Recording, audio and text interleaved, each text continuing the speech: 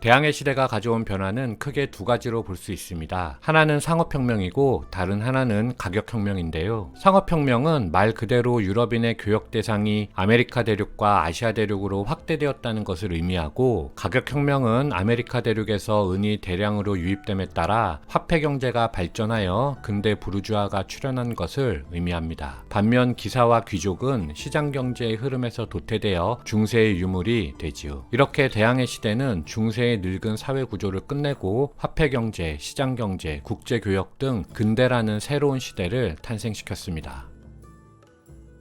대항해 시대 초반을 이끈 나라는 포르투갈과 스페인입니다. 토르데시아스 조약에 따라 포르투갈은 동쪽으로, 스페인은 서쪽으로 항해를 계속하였는데요. 포르투갈이 처음부터 인도를 발견하려고 남하를 시도한 것은 아닐지라도 어쨌든 대항해 시대 초반의 주역은 단연 포르투갈이었습니다. 포르투갈은 바스코 다가마가 1498년 인도의 캘리컷에 도착한 후에 1510년 고아를 점령하여 아시아 경영의 본부로 삼았으며, 이후 동쪽으로 계속 진격하여 말라카, 남중국해를 지나 일본까지 진출하면서 유럽의 동쪽 교역권을 가지게 되었습니다. 포르투갈의 아시아 정복 과정은 지난 16세기 해상강국 포르투갈 편을 참고하여 주시기 바랍니다. 반면 스페인은 콜럼버스가 서쪽으로 항해하여 아메리카 대륙에 도착한 후 오랜 시간에 걸쳐 캐나다부터 아르헨티나까지 동쪽 해안을 조사하였지만 정글이나 황량한 대지만 있을 뿐 농산물이나 광산이 없어 탐험의 수지를 맞출 수가 없었습니다. 그러다가 결국 1513년에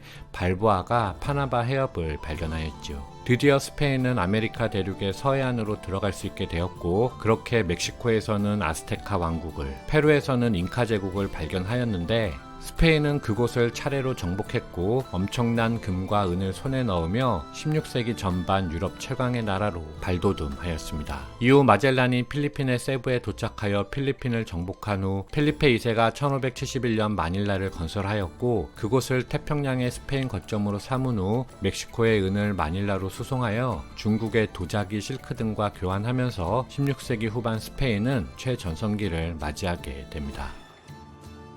전편에서도 언급한 바 있듯이 15, 16세기 영국은 백년전쟁과 장미전쟁을 통하여 사회의 중심이 귀족에서 신흥 부르주아 계급으로 넘어가는 과정을 거치고 있었습니다. 그런 현상을 적나라하게 보여주는 것이 바로 헨리 8세의 수장령인데요. 수장령은 헨리 8세가 영국 교회의 권리가 교황에게 있지 않고 본인에게 있음을 선포한 것을 말합니다. 수장령이 발표되었다는 것은 당시 카톨릭을 믿고 있던 대부분의 귀족, 제후들이 앞으로 왕의 명령에 반발하여 국교회를 따르지 않을 경우 모두 처형된다는 것을 의미했죠. 그렇게 영국은 유럽에서 가장 먼저 절대왕정이 확립되었고, 봉건 제후들은 점차 해체되었으며 그 자리를 왕의 도움을 받은 신흥 부르주아가 차지하게 되었습니다. 아울러 헨리 8세 사후에 엘리자베스 여왕이 단절되었던 국교회를 부활시키고 1588년 아르마다 해전에서 스페인의 무적 함대를 무찌르며 영국은 네덜란드와 함께 17세기에 세계를 지배하는 패권국으로 도약하게 됩니다. 전편에서 말씀드린 바와 같이 프랑스는 영국에 비하여 절대왕정과 시민혁명이 한 세기나 늦게 이루어졌습니다. 그 이유는 지난 중세 서양사 편을 참고하여 주시기 바라며, 프랑스에서 신흥 부르주아가 봉건 제후들을 제거하고 권력을 잡은 전쟁은 위그노 전쟁입니다. 당시 프랑스의 발로아 왕조는 카톨릭이었기 때문에 칼뱅파 위그노들을 탄압하였는데, 그에 맞선 앙리 4세가 위그노 신도들을 이끌고 발로아 왕조에 승리하여 새롭게 부르봉 왕조를 세우고 위그노와 부르주아의 지지를 받아 중앙집권을 추진하였습니다. 그런데 여기서 부르봉 왕조의 개창과 함께 기억해야 할 것은, 그들은 자신들의 권력을 유지하기 위하여 합스부르크와 대결해야만 했다는 점입니다. 당시 합스부르크는 스페인, 플랜더스, 독일, 오스트리아 등 프랑스를 제외한 거의 전 유럽에서 가장 큰 세력이었기 때문에 프랑스 역시 합스부르크의 위협을 느낄 수밖에 없었지요. 따라서 루이 13세 시기의 제상 리슐리에는 30년 전쟁을 통하여 합스부르크와 대결한 것입니다. 30년 전쟁은 당시 신성로마 제국 황제 페르디난트 2세가 제국 내의 모든 사람들에게 카톨릭을 강요하여 발생한 전쟁이지만, 시간이 시간이 흐르면서 점차 종교전쟁의 성격은 퇴색되고 영토전쟁이 되었는데요. 그렇기 때문에 프랑스는 신성로마 제국과 같은 카톨릭 국가였음에도 불구하고 합스부르크를 견제하기 위하여 제국 내 개신교 제후들을 지원했던 것입니다. 아울러 이어지기 위한 루이 14세 역시 평생에 걸쳐 합스부르크와 대결할 수밖에 없었는데 프랑스는 결국 스페인 계승전쟁을 통하여 스페인 왕위를 차지하는 데 성공하였지만 수십 년에 걸친 지속된 전쟁으로 인하여 국가가 피폐해지고 재정이 바닥나면서 프랑스 혁명으로 이어지게 됩니다. 16세기에는 스페인, 17세기에는 네덜란드와의 패권 경쟁에서 승리한 영국은 비약적인 경기 호황을 맞으며 사회 구조가 크게 바뀌었습니다. 종래의 귀족과 봉건 영주 등 특권 계급은 더 이상 신흥 부르주아 세력을 자신들의 뜻대로 다루지 못하게 되었지요. 이렇게 세력이 커진 신흥 부르주아 세력이 특권 계급을 향하여 과거의 권리를 포기하라고 요구한 것이 바로 영국의 시민혁명입니다. 이때 신흥 세력을 이끈 인물이 바로 크로멜이었는데 그는 1642년 청교도 혁명에서 왕당파를 제거하고 국왕 찰스 1세를 체포하였습니다. 하지만 여기서 구분해야 하는 것이 또 있는데요. 그것은 바로 신흥 부르주아 세력도 다시 두 파로 나뉜다는 것입니다. 하나는 찰스 1세의 처형을 요구하며 귀족과 영주의 모든 특권을 박탈하자는 급진 개혁을 주장한 공화파이며 다른 하나는 처형에 반대하면서 일정 부분의 신분 서열을 존속시키자고 주장한 입헌주의파입니다. 크로멜은 다수인 공화파의 뜻을 따라 1649년 찰스 1세를 처형하였지만 이후 호국경으로 취임하여 공화 정치를 펼칠 때에는 자신의 정권을 유지하는 데 재정적 뒷받침을 줄 수 있는 의회파 중산 계급을 옹호하며 공화파 하층 계급을 탄압하고 처형하였습니다. 그리고 크로멜이 죽은 후 영국은 1688년 하층 계급이 배제된 채 명예혁명을 통한 입헌 군주제가 성립하였죠. 한 가지 첨언해보면 바로 이 지점에서 냉정한 정치의 속성을 읽어낼 수 있는데요. 크로멜은 왕정을 무너뜨릴 때까지는 혁명을 성공시키기 위한 에너지가 중산층 계급만으로는 부족했기 때문에 하층 계급까지 동원하였지만 혁명이 성공하고 자신이 정권을 지켜야 할 시기가 되자 급진적이면서도 거추장스러운 하층 계급은 잘라내버림으로써 자신의 기득권을 유지하려 했다는 점입니다. 이런 일은 역사에서 흔히 있는 일이기도 하지만 이런 정치의 속성은 현재에도 여전히 유효하다고 생각합니다.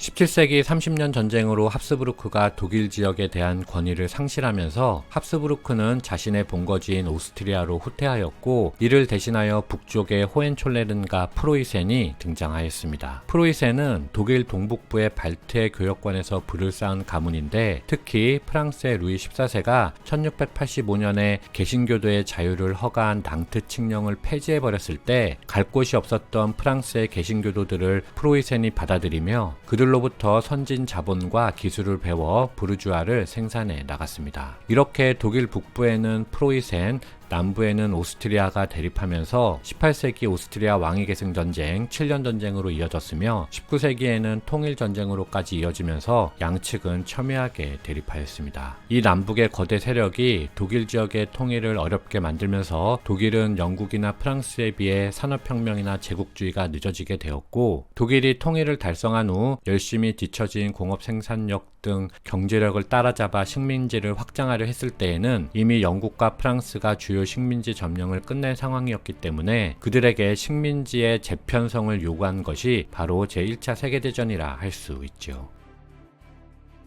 위에서 언급한 것처럼 프랑스의 국가재정을 파탄시킨 최대 원인은 쉴 새 없이 들어간 전쟁 비용이었습니다. 부르봉 왕조는 재정 적자를 보존하기 위하여 국채와 지폐를 남발하면서 인플레이션을 더욱 촉발시켰고 사람들의 생활은 더욱 힘들어졌지요. 부르봉 왕조의 재정 문제를 다루기 위한 의회가 조직되었지만 프랑스 혁명 초기의 의회는 왕조에게 돈을 빌려준 귀족, 부르주아 등이 중심이 된 의회였고 그들은 부르봉 왕조가 무너지면 결국 자신들의 채권 도 회수될 수 없는 처지에 있는 사람들이었기 때문에 대다수의 민중은 혁명 초기의 의회를 믿지 않았습니다. 따라서 민중과 빈곤층까지를 대표하는 자코뱅파가 출현하면서 그들이 후기 의회를 구성하게 되는데요. 자코뱅파는 부르봉 왕조의 채권이 없었기 때문에 왕조가 채무 불이행에 빠져도 손해를 볼 게 전혀 없었습니다. 따라서 그들은 재정적자라는 난제를 단번에 끝내기 위해서 루이 16세와 마리 앙뚜아네트를 단두대로 보내버린 것이고 200년간 년간이나 이어져온 왕조를 끝장내 버림으로써 부르봉 왕조에 대한 채권마저 모두 소멸시켜버린 것이지요. 당연히 빌려준 돈을 받지 못한 부유층은 자코뱅파에 대항하였지만 자코뱅의 로베스피에르는 저항하는 귀족, 부유층들을 모두 단두대로 보내버렸습니다. 하지만 로베스피에르가 새롭게 당면한 문제는 담세력을 가진 귀족과 부유층을 모조리 죽여버림으로써 국가에 필요한 세금을 낼 사람들이 사라져버렸다는 점이었습니다. 세수가 안정적이지 못한 정권이 사람들의 신용을 얻을 수는 없었기 때문에 그런 이유로 로베스피에르도 결국 처형당하고 말았죠. 로베스피에르 사망 이후에는 총재정부가 구성되며 프랑스는 경제 회복을 누렸지만 다시 인플레이션이 발생하였고 사회 혼란은 극에 달했습니다. 이때 등장한 인물이 바로 군인 출신의 나폴레옹인데요. 그는 로베스피에르와는 달리 국가 재정의 문제를 전쟁을 통하여 해결한 인물입니다. 그가 일으켜 승리한 전쟁은 나폴레옹과 그의 부하들에게 영광을 가져다 주었을 뿐만 아니라 막대한 수익도 가져다 주었기 때문이죠. 그리고 나폴레옹은 인플레이션을 제어하고 드디어 프랑스 경제를 안정시킬 수 있었습니다. 그렇게 국민의 지지를 얻은 나폴레옹은 이후 황제에 등극하고 대외 침략을 계속하면서 오스트리아와 프로이센까지 격파하였지만 결국 장교들의 반대를 무릅쓰고 무리하게 러시아 원정을 강행한 결과가 실패로 돌아가면서 나폴레옹은 역사 속으로 사라졌습니다.